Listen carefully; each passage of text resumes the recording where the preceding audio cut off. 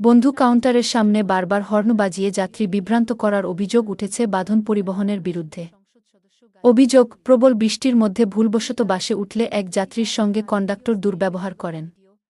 একই সঙ্গে এক নারী যাত্রীর সঙ্গেও অসৌজন্যমূলক আচরণের অভিযোগ রয়েছে। এ ঘটনায় ক্ষোভ প্রকাশ করে সামাজিক যোগাযোগ মাধ্যমে ভাইরাল একটি ভিডিওকে কেন্দ্র করে দাবি জানিয়েছেন ভুক্তভোগীরা ৪ আসনের সংসদ সদস্য ড্রাইভার সাহেব, এইসব কন্ট্রাক্টর লইয়া গাড়ি চালায়েন না। যেসব রাফ ব্যবহার করে এটা ভালো না। আমি আজকে আপনার গাড়ির ব্যাপারে আমি মিস করতেছি।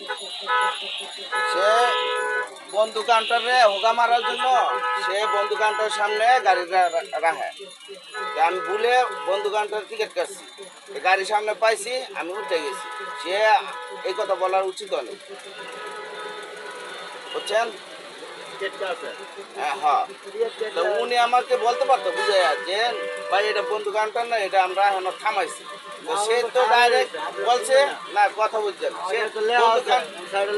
হ্যাঁ লেখা আছে। সে আমি কি টাকা দিব না? সে তো হোগা মারার কথা করতে পারে না। আমার সামনে আমার ওয়াইফ আছে, সেই ব্যাপারটা তো করতে পারে না।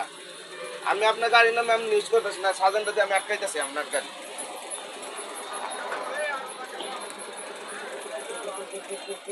এই যে আমি সাংবাদিক মানুষ, এই জিনিসটা কেন সে